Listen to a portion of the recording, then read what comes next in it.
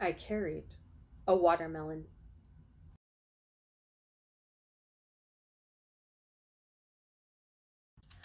Hi everybody, welcome back to my channel. Thank you so much for clicking on this video today. If this is your first time here, welcome. Please think about sticking around, liking, commenting, and subscribing. Everybody else, thank you so much for being part of this family. I just want to remind everybody to take a few moments out of your day to like, comment, share, and subscribe if you have not done so yet. It is a huge help to us tiny little YouTube channels, but it's also a free way to help out us, other YouTube channels, and small local businesses. So take 30 seconds out of your day. Go ahead, do it right now.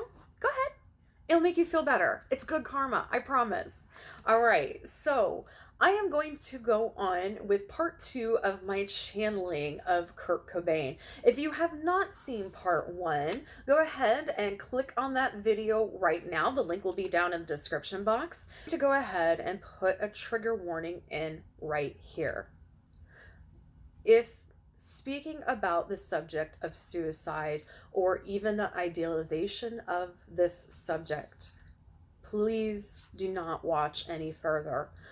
Everything that is discussed in this has been made public record, but I can understand why this can be harmful and triggering to some people.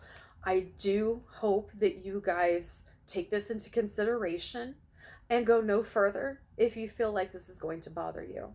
Remember that there are people out there who care for you, and suicide is not an answer.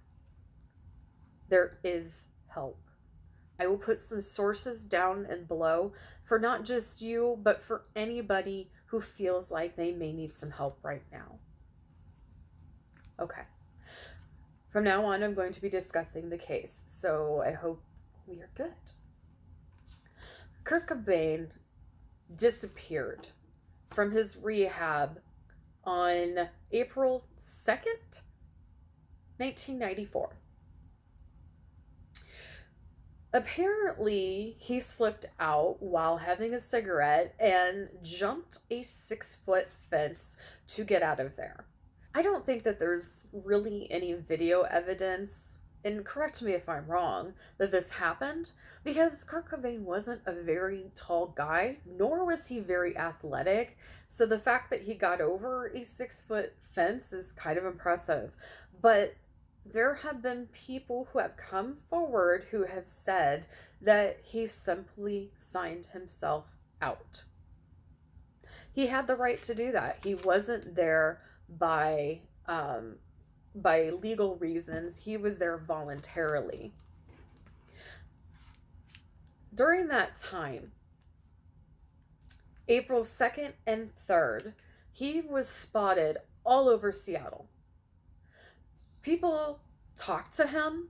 They said that every single person who talked to him said that he wanted to spend time with his daughter. That's what he was thinking. He was going to go back home. He was, planning on things for the future, even though on his plane ride home from rehab, the one he escaped from, he sat next to Duff McKagan from Guns N' Roses. While the two of them had a great rival between the two of them, apparently Duff was very concerned about Kurt's mindset, his well-being. He said something to the effect of, "Something told me with everything in me that there was something off about him.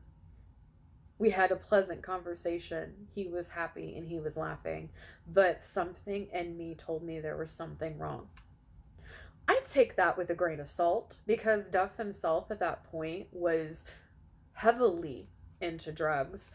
He has his own story, so go ahead and, check that out for yourselves. But he was extremely heavily into drugs, and I don't know if his assessment would be correct.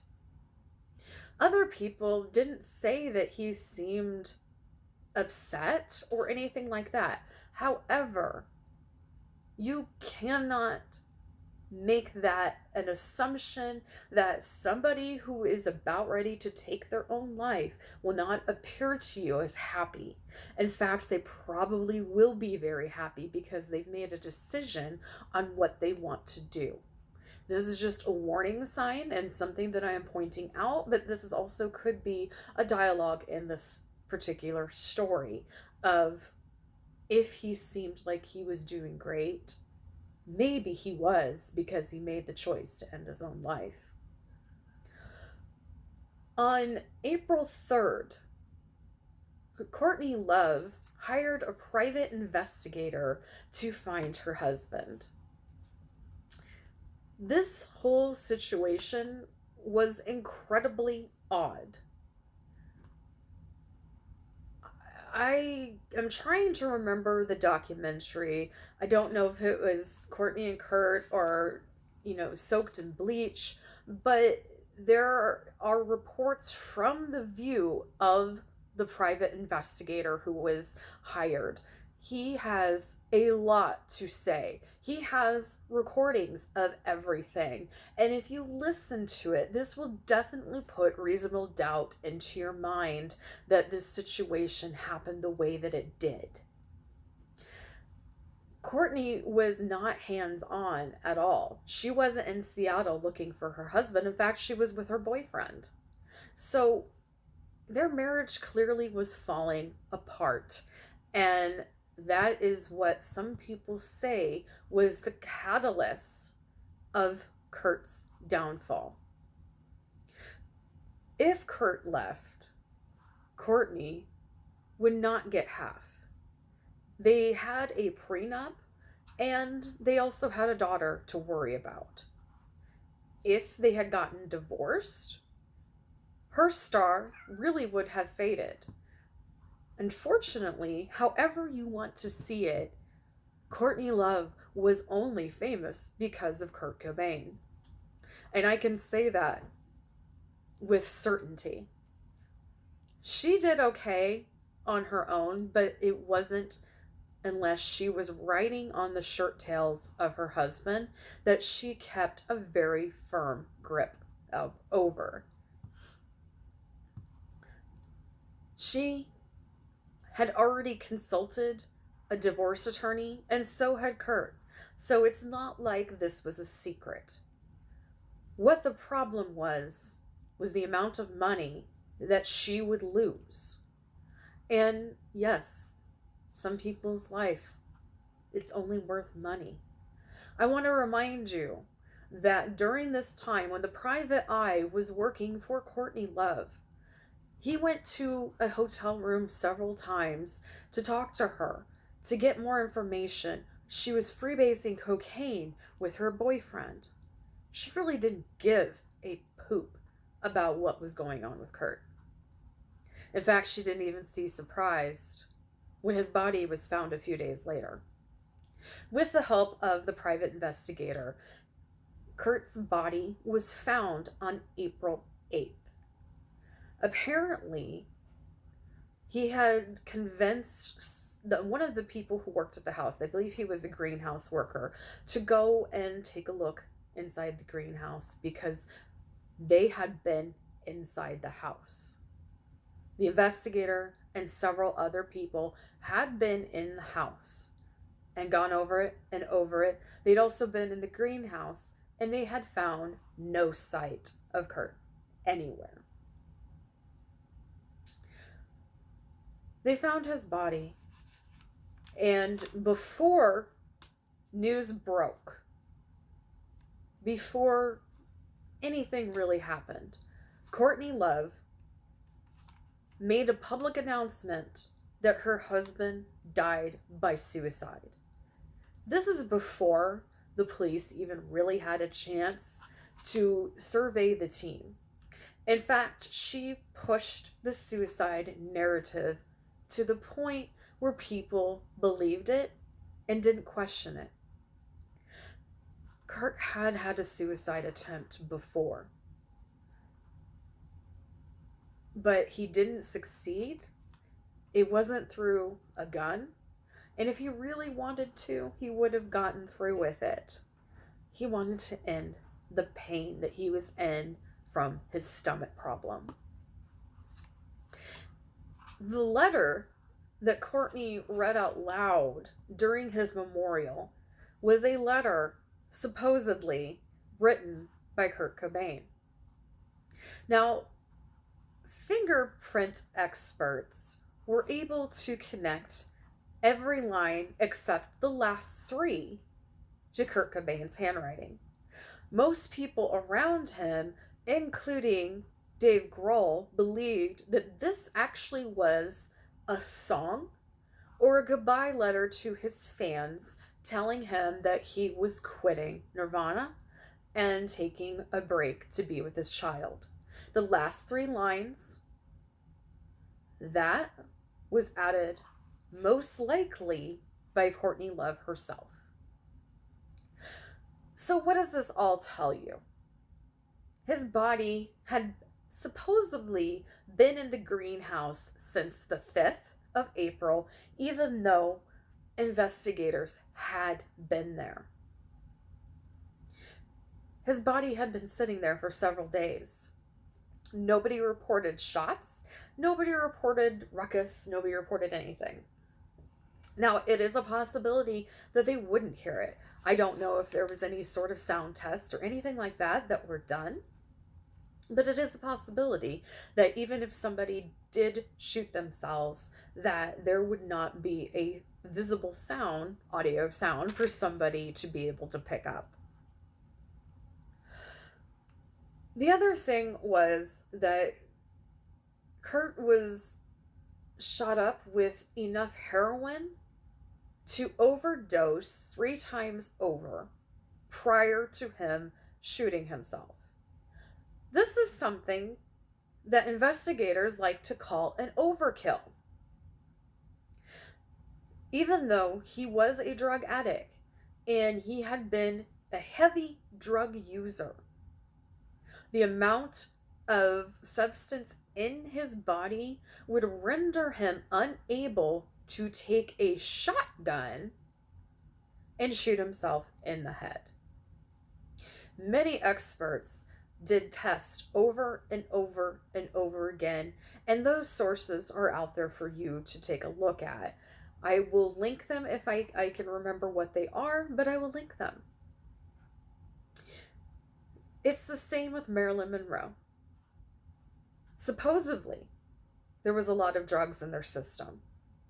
Supposedly, they killed themselves. But how? A long shotgun was found on the opposite side of what Kurt's dominant hand was.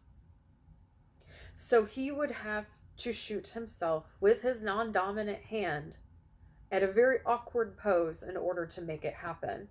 There have been, and again, I think this is all up in bleach or soaked up in bleach. There were people who reenacted this and couldn't do it sober, let alone somebody who was well over the limit of overdosing 3 separate times. Even though he was a high drug user, it would have affected him. He would have been out. In fact, he probably would have had his heart stop. There is a possibility that he was dead before the shot ever happened. And that's what I hear now. The timeline of his death is completely wrong. This was all orchestrated. He did not die on the 5th. He died a couple of days later. The 7th is actually sticking out in my mind. He was in the greenhouse for a reason, because that is hot. That can change decomposition, and it can trick people into thinking that a person's body had been there longer than what it has. There have been people who have heard Courtney trying to hire a hitman. In fact, there are hitmen who have come forward and said, she tried to pay me X amount of dollars to kill her husband. And that is all very well documented. So, yeah. Courtney really wanted her husband dead. There is no ifs, ands, or buts about it. The proof is out there. There is no denying it. She wanted Kurt dead. He was worth more to her dead than alive, and she did not want him to take her baby. She was not a fit mother herself. In fact, I believe that Frances became emancipated from her and has pretty much lived on her own. I hope people don't dive into her privacy too much because she didn't ask for any of this to happen. She doesn't remember her father. She doesn't remember having a stable childhood. So don't go poking into her life. Asking Kurt himself what happened those last few days. He will tell me, and has told me, that it's not what it seems. Nothing is what it seems. The most simple explanation was not the correct one. The most simple explanation would be, of course, that he killed himself. That was not true. There were other people in the house with him. I see one other male and one female. I'm not necessarily saying that the other female was Courtney, but I'm alleging that it is. Allegedly, all of this is allegedly for entertainment purposes only, okay? Don't come after me. She tried to convince Kirk of something. I don't think it was talking him into killing himself or anything like that, but I feel like there were contracts that she was trying to get him to sign, and he was out and out refusing to do so. It was definitely paperwork. It was definitely some sort of, it was a money exchange, but it also had to do with their daughter. But I don't think it had anything to do with the divorce. She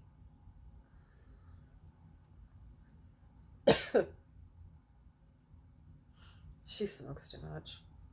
She wanted control of half of his share of Nirvana.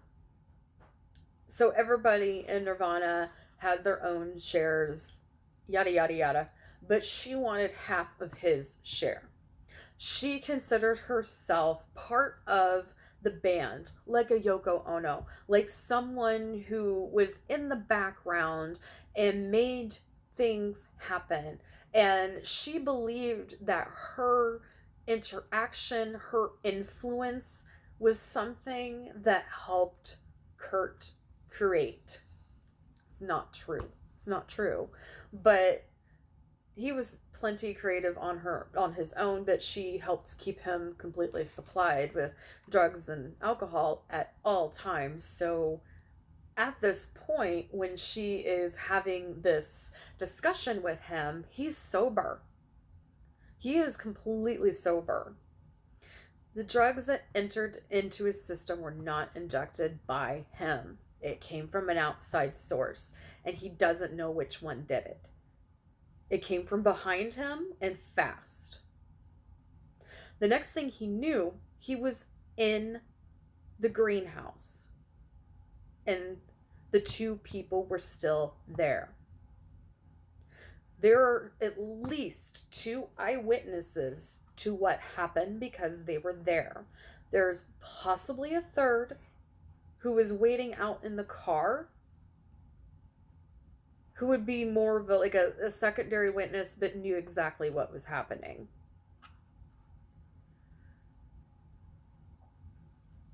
Like I said in the past video, he didn't know that he had died. Kurt was in shock, and he did not cross over right away. In fact, he was around for quite a while. And he is pulling his energy right now because he's telling me that how he died is not important. It's not. It's the people who are responsible for it will get theirs. And trust me, he haunts them. But the matter of how he died doesn't matter. He did not want people emulating that. And if you guys don't remember, that happened. People started committing suicide because their idol did. And he feels that on a soul level. He does tell me that justice will happen.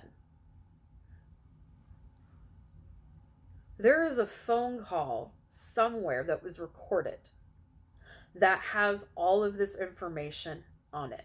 Somebody very high up in the music industry has this recording. Somebody in Interscope Records has this recording. Somebody very high up. And they're going to leak it one day. So Kurt is not upset about his death per se anymore. He was. He is not. It's different because he's not necessarily upset that he wasn't there for his daughter because this is part of her life path. But he was there and is still there today for her. Now, does he haunt Courtney? Yes, he does. He makes life as uncomfortable for her as possible. And he has broken up many relationships of hers. He is messing with her, and he will continue to do so. But, when you take somebody's life, allegedly, supposedly, for entertainment purposes only, you have other beings come into you, lower vibration. You split yourself. And she and other people that were involved definitely split themselves that day. But what I heard is there is a recording of it's a phone call, and it is a confession, but it wasn't supposed to be confession. It was nonchalant telling somebody what happened. And somebody very high up has this, and they are going to get into a ton of trouble for not releasing this earlier because this is something that was evidence. However, this person will say that they got it from somebody else, who somebody else, who somebody else, and he only had it for a short time, and he let it public as soon as he got it. Not true. He's had it at least 7 years, at least. And this has been in the hands of several other people. He's not joking about that. That really has been passed around to other people.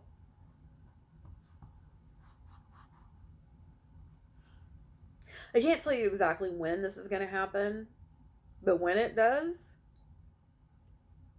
it's going to change the way that you feel about all of this situation. You're going to realize that you have been manipulated. You have been led to believe one story, but the truth is still out there. As far as I ask if Kurt had any messages for his fans, and he says, "Thank you for the generosity that you have shown myself and my daughter throughout these years. There are actually a group of you who are very protective of her, and that does mean a lot to him. Just remember her privacy."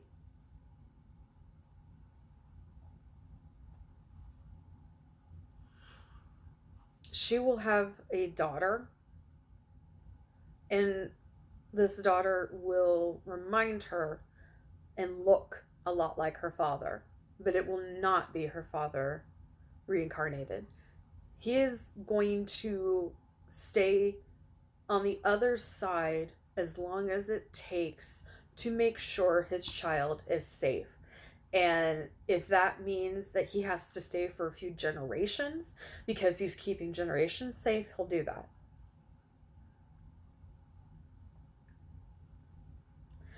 Okay, so this has been my second part of my channeling of Kurt Cobain. Again, if you have not seen the first one, this probably didn't make any sense to you. So go back to the first one and watch that. All right, so real quick, because I forgot to say this in the first one. So my hair, my cute earrings, my necklace are by Melissa's Blue Delish. I will leave her link in the description. And I have been using, and I think it's called an angelite, to help with meditation. You guys have probably seen this in my hand the whole time, but this is from Practical Magic. Practical Magic shop online, which I will leave a description, or I'll leave a link. And I was also, because of Kurt, and very specifically talking about the root chakra, I was burning this. He actually asked me to get something for the solar plex, which I'm going to do. And that was something that he asked me to do for him, but also for me. And that comes from somebody who is highly elevated and psychic. I like this Kurt. I like this Kurt Cobain that is highly elevated, and he's happy, and he is appreciative of things. He takes time to enjoy the little things. I like this guy. And this is the guy he could have been. But his life went the way it did for a reason. And now he's going to protect his daughter. All right, everybody, you have a great day or night wherever you are. Remember that every single day is a gift. Use your time wisely. And I'll see you on the next video. Bye for now.